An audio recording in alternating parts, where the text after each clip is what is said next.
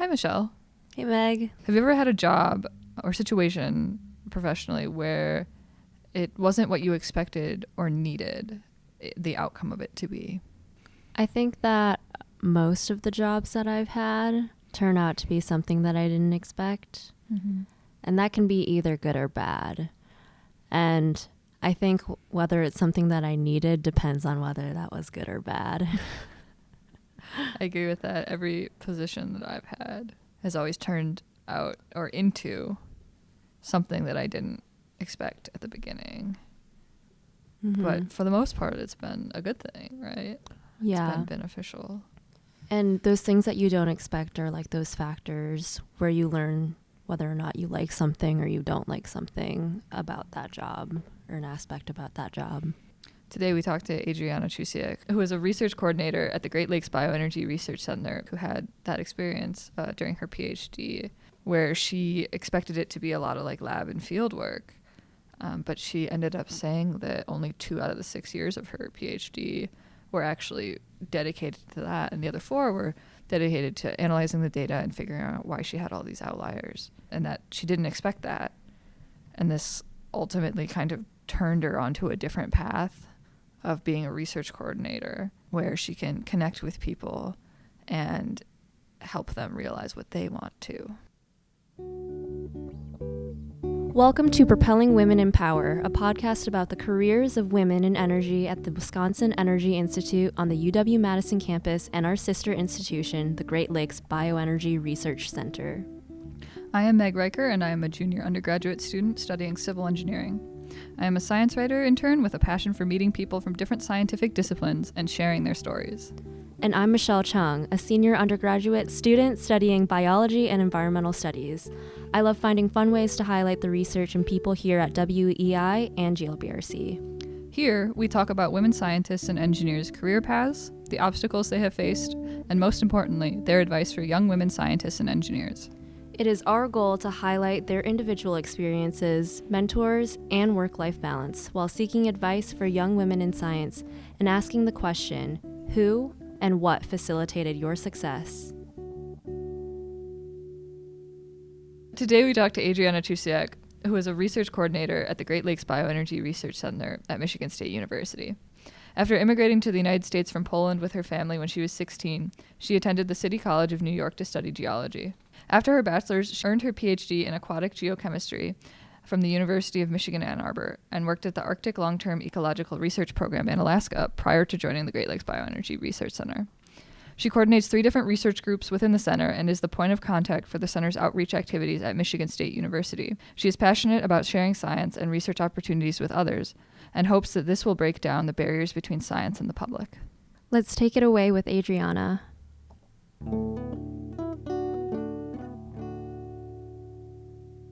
My name is Adrianna Trusiak. I have a PhD in water geochemistry that I got at the University of Michigan. And then I went to the Michigan State University to work as a research coordinator at the Great Lakes Bioenergy Research Center. And what I do as a research coordinator is really support researchers, help them write proposals, support their teams, and just make sure all the research is done and that we're reporting back to our funding agencies. You mentioned you did your PhD at Michigan. How did you decide you wanted to do a PhD? So it wasn't something that I ever thought I would do. I didn't even know there was such a thing, really. And in undergrad, I was very undecided about what I wanted to do. I was thinking I would go for pre-med and go to med school because that's what my parents were expecting. And then I found earth and environmental sciences, and I started studying that and really enjoyed it. And I started doing research as an undergrad in a lab, and I did research for 2.5 years, and I loved it so much. So it seemed like a very natural transition to become a PhD student because I thought they do research too, and I would just continue doing what I want. I think the reality varied a little bit of what doing a PhD was. Finishing undergrad, even though I was doing what I liked, I wasn't sure what career I wanted. And my mentor, who was a person I was doing research with, for her, she was like, you're great at research, so you have to continue it. PhD seemed like a pathway where I could continue doing what I was doing. And so I went with it. It's interesting that you bring up that you had a mentor in your lab. Could you tell me about them a little bit? Yeah, so I took a intro to geology class in undergrad with Professor Karen Block at City College of New York, and I loved that class, and she was such a great teacher. I still, to this day, it's the only class that I read the entire textbook front to back, and it was mostly to also impress her. I really wanted to do well in the class. As the semester was ending, I went up to her and I asked, I would like to do research with you. And she said, yeah, show up on, January 2nd and you can do research with me. And I think she wasn't sure if I was going to show up, but I did. And then I never missed a day in lab ever since, basically. And she grew to be really this mentor for me, both in the academic world and in research as well. And it was really great. Like, she was very supportive of women in science and just trying to bring in diversity. I'm sure it's nice to have that kind of like role model to look up to during college. I know, and I've had people, for me, there's such a positive guiding force that it can be very helpful to have that, especially as a young adult. So when you started your PhD, you thought it would be just research, but it turned out to not, or to be something kind of different. Could you tell me a little bit more about that? Yeah, so, PhD, what I said is I will continue to do research and ask scientific questions and run these lab experiments. And I went into do a PhD that was a lot of hands-on lab work as well as field work. But, that took 2.5 years out of my 6 years of PhD. And then the rest, what comes then, is the data analysis and sitting in front of your computer trying to figure out why, you have all these outliers, and how can you, test your hypotheses, and if you don't get clear answers, like figure out how you can test them more so you can get data that's publishable. And then writing papers to be published in scientific journals takes a really long time. My graduate advisor was a great mentor, and she was great in mentoring for writing and wanted to make sure that our publications were clear and that it wasn't just meant for scientists who were in the field, but it was meant anyone could understand them, and the writing was really clear. But that meant for each one of my publications, like, it took over a year to write each one. And we're not talking about a book, we're talking about, 20 to 30 pages of writing, if then. And so I just realized I didn't enjoy that part as much. I could do it, but I didn't enjoy it as much as the being in lab. And I couldn't be in lab anymore because I needed to publish. That was the next kind of what happens in your PhD. And I wasn't prepared for that. I didn't know that that's what I was signing up for. Was it difficult to reconcile putting this idea of like years of your life into something? Or is that something you were looking forward to? How did you feel about it when you went into it? I think it was exciting for me because it was a set goal for 5 or 6 years. I think it was harder at the times when I was having really hard time and I was thinking like, this isn't for me, maybe I should leave. It was hard to be like, I put 4 or 5 years already of my life into this, and now I'm just gonna leave without anything. You felt at some point like you should leave. Could you talk maybe more about that and like any obstacles that you faced or why you felt that way, and then how you overcame it? So I would say from all of my friends I know, maybe 10% have not felt, were doing a PhD, like maybe 10% have not felt like they should leave without.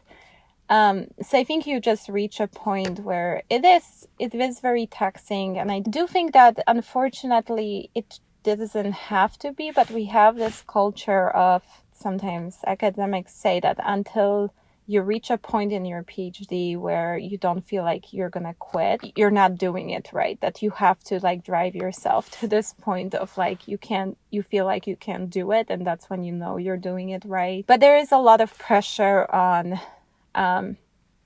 just you need to work all the time and you shouldn't be doing other things and your research is your life priority.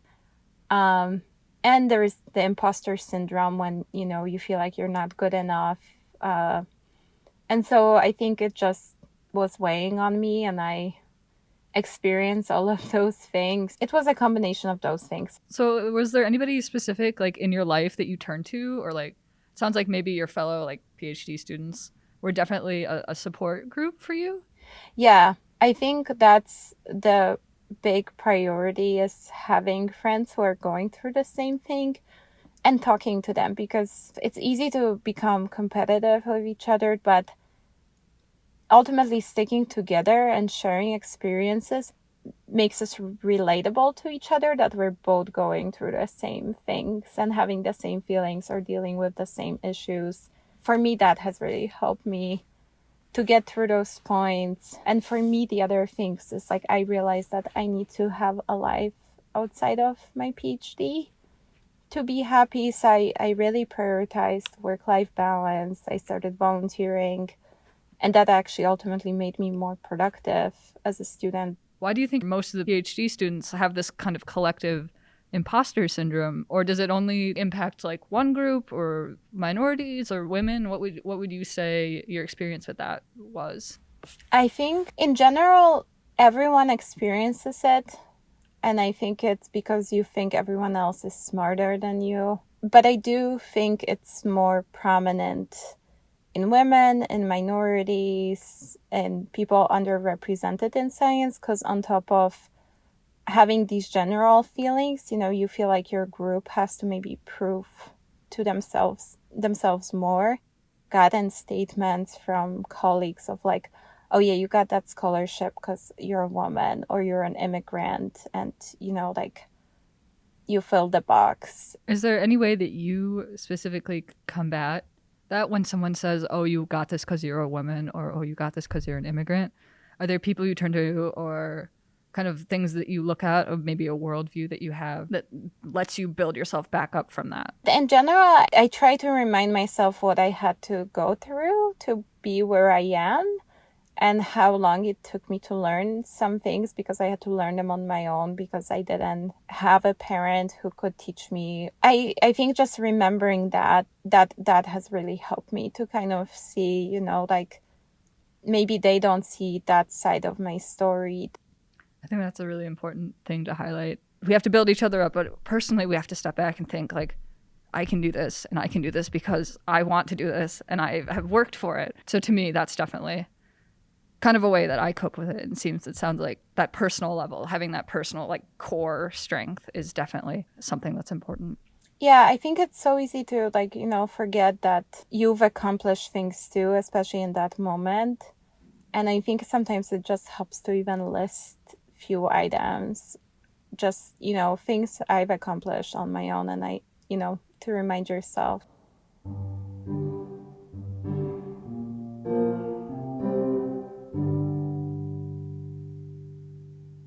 I was thinking about this the other day. Like, we're scientists, right? We want to encapsulate all these different variables. We want to figure out all the relationships between all these different variables. But if we don't have the perspectives of all these different people, how are we going to actually see all those variables? Because there's things that I don't see because I'm not a person of color, or not an immigrant, something like that, or not a man. And I think that's important to recognize. Like, when we bring people into our spheres, we bring all the variables that they have.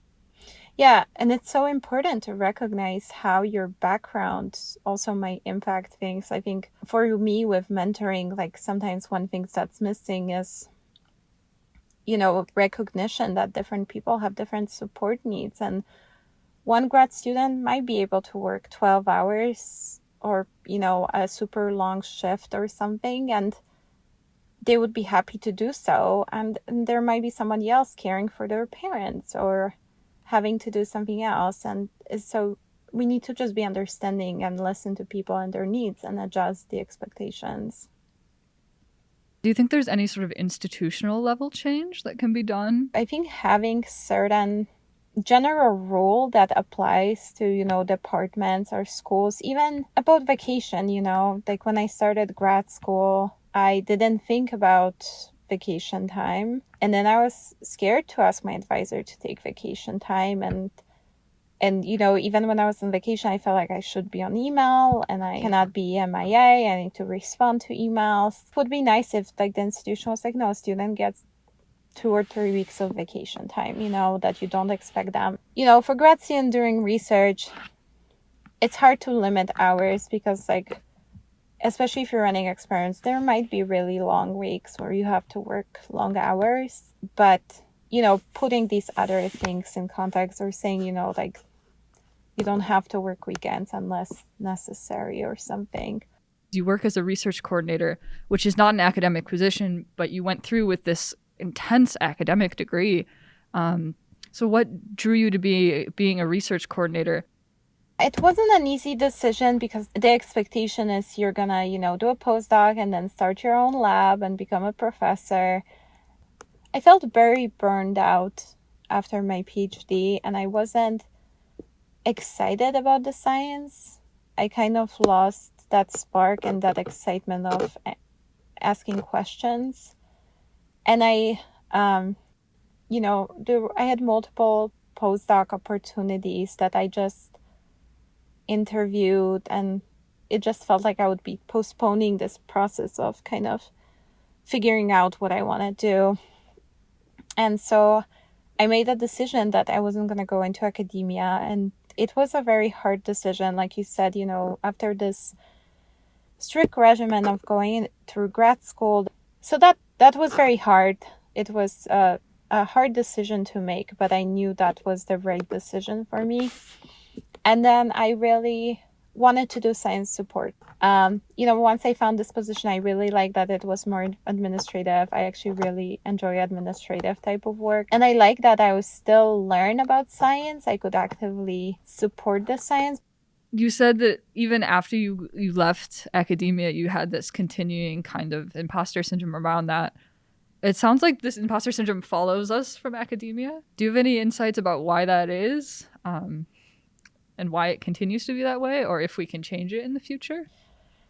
Yeah, I think it follows anyone, and I'm sure if I became a young professor, it would manifest in other ways. And ultimately, I think we live in such a culture of comparisons, and I think it is stronger for women because since you were young, like looks were compared of other girls, and I think these things mattered more than they do for men from the young age. And I think that comparison carries on and transfers to their career and are you doing enough?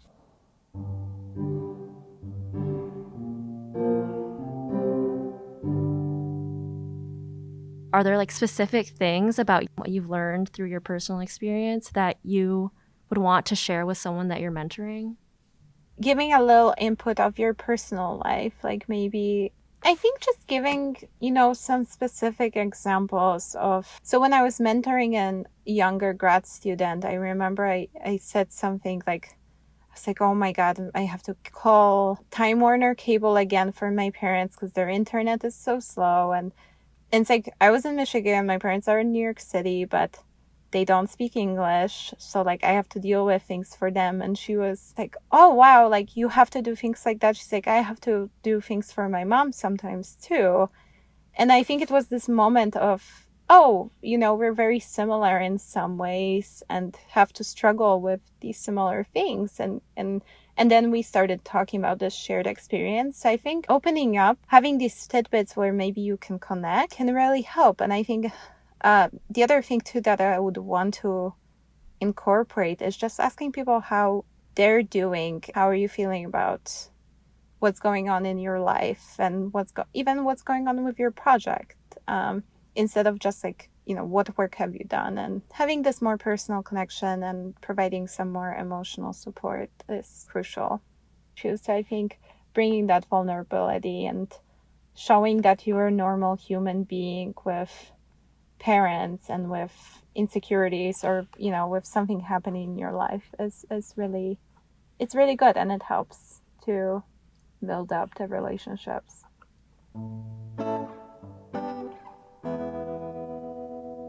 All right, Michelle, after listening to what Adrianna had to say and considering her path, what do you take away from this as a graduating senior who's moving on to something new in your life?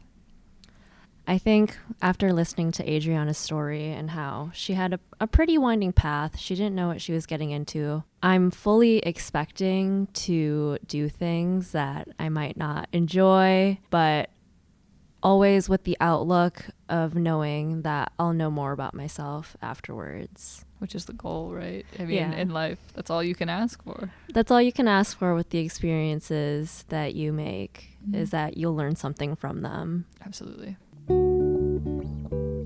And that's our show. Thank you to everyone listening. We're your hosts, Meg Riker and Michelle Chung. This show was edited and produced by us and Mark Griffin. Thanks again to our guest, Adrianna Trusiak, a research coordinator at the Great Lakes Bioenergy Research Center at Michigan State University. And see you next time on Propelling Women in Power. Oh, okay. We have one final question for you. And that is, what's your superpower? I'm very good with gift giving. I guess it came up because it was just holidays, but I'm very good with gift giving. So I would say that's my superpower.